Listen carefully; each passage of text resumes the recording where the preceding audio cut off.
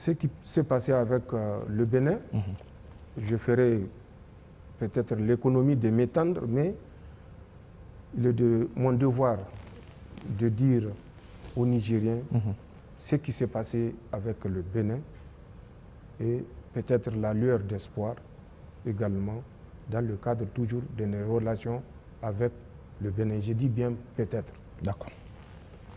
Le 30 juillet, quand la CEDEAO avait décidé de mettre le Niger sous embargo, le président Talon, c'est à partir d'Abuja qu'il avait appelé pour dire d'interrompre tout chargement, tout franchissement des moyens nigériens.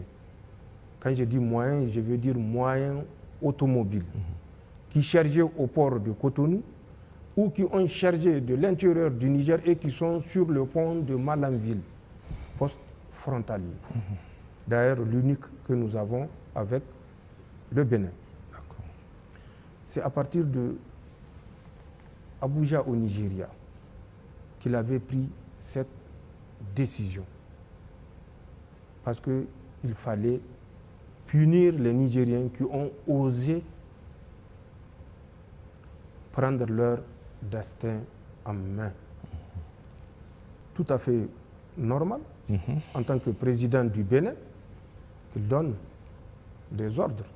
Même si nous pensons qu'il y avait une autre façon de faire qui consistait à laisser transiter ce qui est chargé au port de Cotonou. Mais c'est une décision souveraine prise par un responsable d'un État souverain. Nous avons vécu cet embargo total du côté de notre poste frontalier avec le Bénin. Le pipeline, entre-temps, les travaux n'ont pas été impactés par l'embargo. Jusqu'à la fin de l'exécution des travaux du pipeline, aucune contrainte parce que le président Talon s'était déplacé en Chine pour donner cette garantie aux autorités chinoises qu'il ne fera entrave en aucune manière et il va respecter les accords entre la République du Niger et la République du Bénin, qui disait qu'en aucun cas les travaux du pipeline ou l'exploitation du pipeline ne peut être entravée par l'une ou l'autre des parties. Les travaux se sont poursuivis donc malgré l'embargo. Le premier bateau a été chargé. Le deuxième bateau était arrivé. Le président Talon s'est rappelé tout d'un coup que le Niger, entre-temps, la CEDEAO ayant levé l'embargo, le Niger a refusé d'ouvrir sa frontière. La frontière, oui. Quand ils ont fermé la frontière, nous avons acté. Nous ne sommes pas intervenus pour dire que le président Talon a mal agi. Quand il va de notre sécurité, sachant ce que nous savions et que nous savons toujours, de ce qui s'est tramé au Bénin, à travers justement les agents de la DGSE française au Bénin, quand les gens parlent de base, il n'y a pas de base. Mais une action de déstabilisation subversive ne se mène pas avec des troupes conventionnelles. Sinon, ça ne serait pas une action subversive. La subversion, les gars n'ont qu'à consulter le dictionnaire. Que veut dire, en termes littéraires, la subversion? Sans parler du domaine des spécialistes. Que veut dire la subversion? Donc, le fait de dire qu'il n'y a pas de base, c'est des camps avancés pour lutter contre le terrorisme. Mais nous savons ce que nous savons. Nous savons ce qui s'est passé au Bénin. Au Bénin, automatiquement, je vous ai dit, après la décision de la CEDEAO, le président Talon a pris la mesure et la responsabilité sur lui d'appliquer à la lettre les mesures de la CEDEAO. C'est un État souverain, je l'ai dit. Il est libre de faire ce qu'il veut. Mais qu'on nous laisse également cette liberté de protéger notre pays. Nous savons déjà le 25 du mois d'août 2023, la France avait loué 3 hélicoptères Super Puma auprès d'une société qui s'appelle Elenka, d'une nationalité que je tairai. Ces Super Puma étaient déjà sur le tarmac de Kandi. Le 26, déjà, ils étaient à Kandi. C'est ça. Pour donner la correction au Niger qui a osé dire trop, c'est trop. En plus de cela, des éléments de subversion, comme ils l'ont prédit, étaient positionnés à l'aéroport international de Tourou. C'est même un aéroport international que les Français ont réhabilité expressément. Oui, toujours au Bénin? Au Bénin, à Tourou. D'accord. Tourou est à 7 km à l'ouest de Parakou. L'aéroport international de Tourou est à 6,8 km à l'ouest de Tourou. D'accord. Cet aéroport a été réactivé, rénové. Les Français avaient débarqué des agents avec du matériel à travers des vols cargo qui ont atterri. Le premier vol à 2 h du matin, le deuxième à 3 h du matin, pour débarquer du matériel. Parce qu'il fallait le gré, les comptes au Niger. Nous savons que des agents des renseignements en tenue civile étaient à l'hôtel GB de Kandi le 25, le 26 du mois de septembre 2023. Ils étaient en tenue civile en reconnaissance. Il fallait reconnaître l'aérodrome de Porga, qui fait 2 km 100, à la lisière de la frontière, toujours dans le parc W, à la lisière de la frontière Bénin-Burkina Faso, 2 km à l'intérieur du W côté Bénin, 2 km donc de la frontière burkinabé. Cet aéroport de Porga est entre les mains des Français. D'accord. Officiellement chargé de préserver le parc. Mais vous vous rappelez de cet officier des eaux et forêts du Bénin qui avait élevé la voix contre les agissements qui s'est passé dans ce parc à travers la réalisation de cette piste. Et vous savez le sort qui lui a été réservé. Donc nous savons, c'est une évidence que cet aéroport dont nous avons les coordonnées que je pouvais dire exactement. Ensuite, ces mêmes agents de renseignement français étaient dans un village qu'on appelle Alpha Kouara, où il y a une piste, mais de moindre ampleur également. Nous avons les coordonnées de cet aérodrome où les Français étaient partis en reconnaissance, toujours accompagnés des agents subversifs français.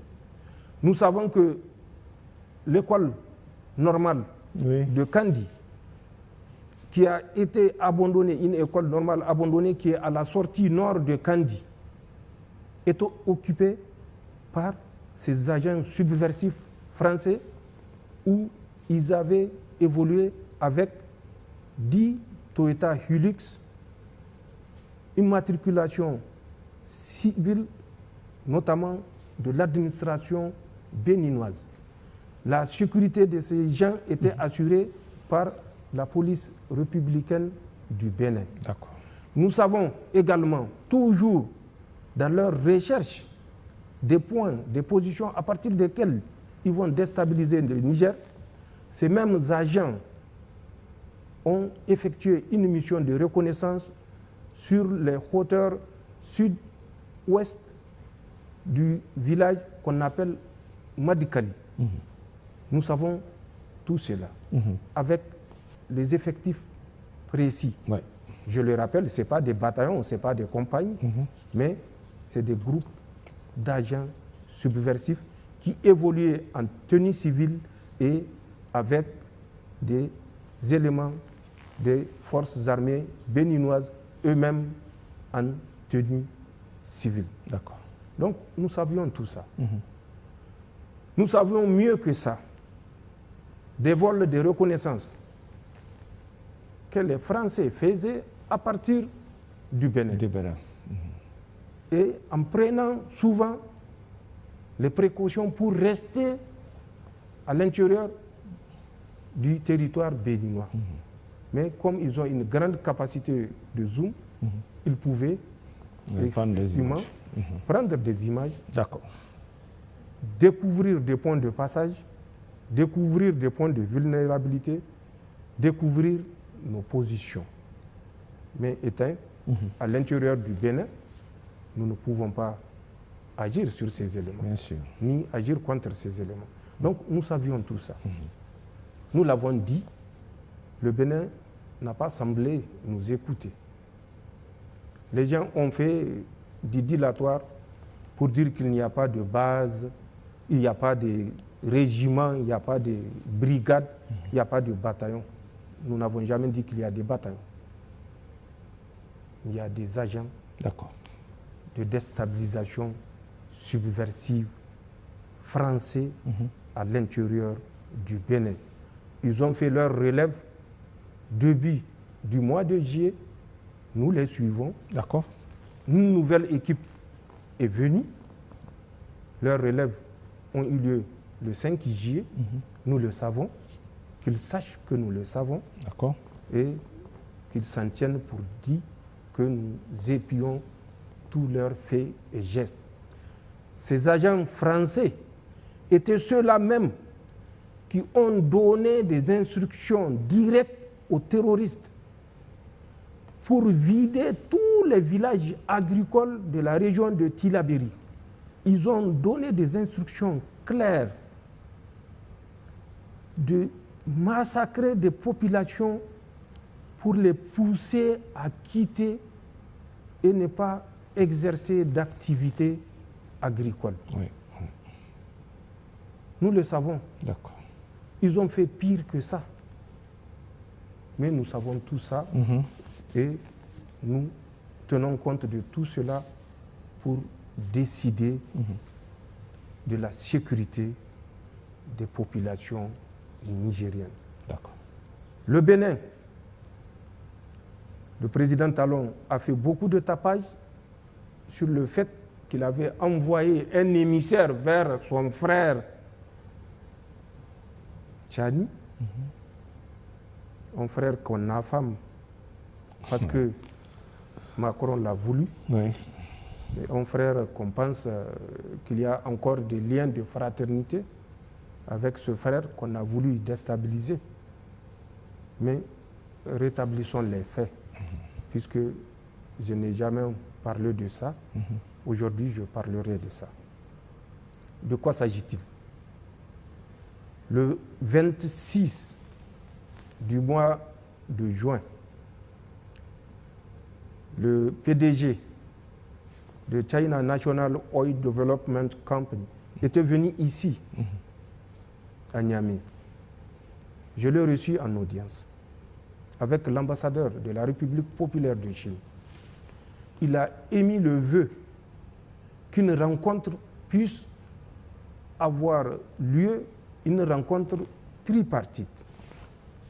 Au moment de l'audience, il y avait le conseiller technique en matière du pétrole, il y avait la DGA du WAPCO qui était présent.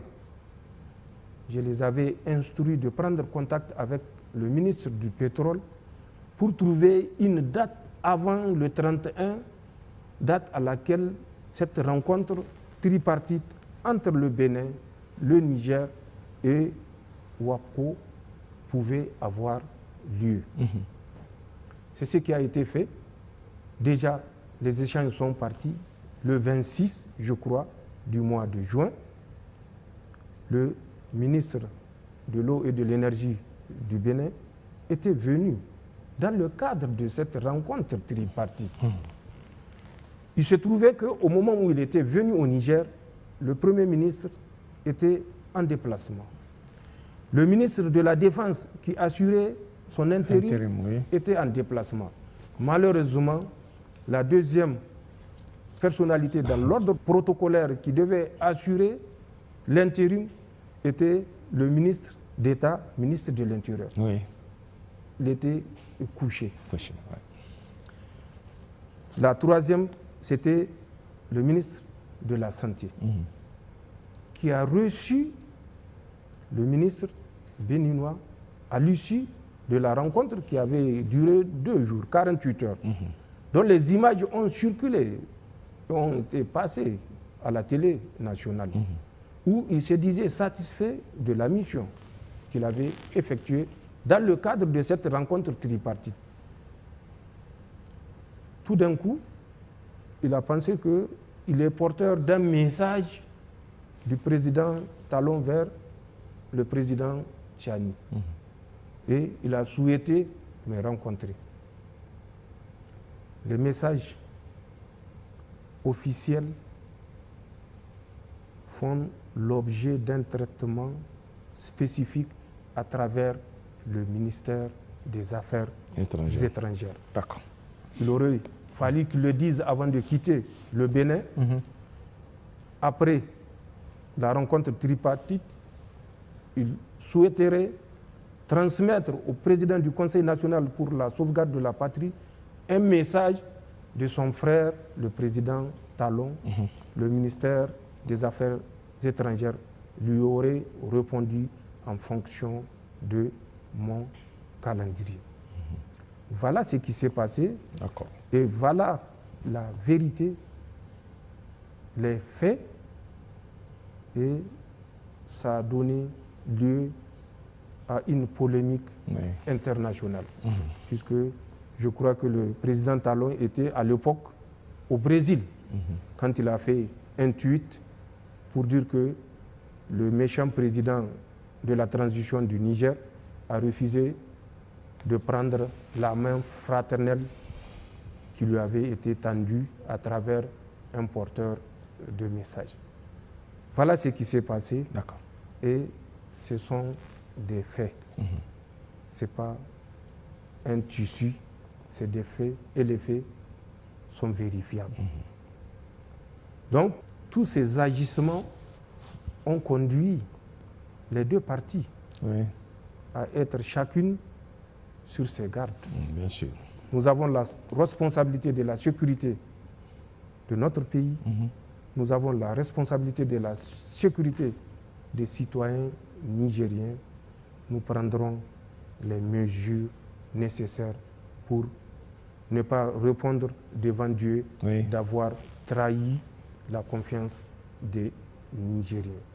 Le jour où nous saurons qu'il n'y a aucune menace du côté du Bénin, nous prendrons les mesures appropriées. Et nous espérons, à travers des démarches déjà qui sont initiées de part et d'autre, particulièrement, je profite pour remercier le président Soglo et le président Yahi Boni qui ont fait le déplacement, malgré le poids de l'âge, pour venir vers nous et nous demander de renouer le fil du dialogue. Dans la même lancée, nous avons envoyé une mission qui est partie, conduite par le ministre d'État, ministre de l'Intérieur, et qui a échangé. Et au retour qui nous a fait le point de cette mission. Il y a des perspectives, D'accord. mais la sécurité est l'urgence la plus urgente. D'accord. Donc, il y a des perspectives Oui, de reprise, mais elles la sont sécurité d'abord. conditionnées par les mesures de sécurité. D'accord. C'est une question de responsabilité vis-à-vis du peuple nigérien. D'accord.